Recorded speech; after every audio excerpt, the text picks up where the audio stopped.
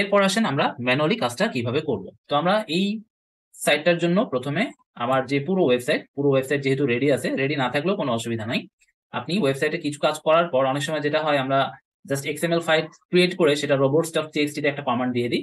But এইটা করে রেখে দিলে কিন্তু হবে না। আমরা চাই আমাদের সাইটে নতুন যা কিছু আসবে সেটা যেন অটোমেটিক্যালি সাইট ম্যাপে চলে যায়। সেটার জন্য আমাদেরকে সার্চ কনসোলেও সেটা সাবমিট করতে হবে। এগুলো সম্পূর্ণটাই আমরা আমাদের এই চ্যানেলেই ভিডিও দিয়ে রেখেছি। আমরা চেষ্টা করবো কমেন্ট বক্সে প্রয়োজনীয় ভিডিও এবং ডেসক্রিপশন বক্সেও ভিডিও লিঙ্ক সহ দিয়ে রাখতে। আপনারা একটু কমেন্ট বক্স গুলো চেক করবেন। আর ওয়ার্ডপ্রেসের অনেক ধরনের প্রিমিয়াম প্লাগইন আপনাদের যদি প্রয়োজন পড়ে, কমেন্ট বক্স গুলো চেক করবেন, পিন কমেন্ট গুলো, ডেসক্রিপশন বক্স গুলো, সেখানেও আমরা টুলস গুলো আপনাদেরকে ফ্রিতে ডাউনলোড করার জন্য দিয়ে রাখবো। আপনারা একটা ছোট্ট টাস্ক কমপ্লিট করে সেটা ফ্রিতে ডাউনলোড করে নিতে পারবেন। এখন আমরা কি করব, এটার জন্য একটা এক্সএমএল ফাইল জেনারেট করব। তো সেটার জন্য আমরা এই সেটটা নিয়ে নিব, xml-sitemaps.com।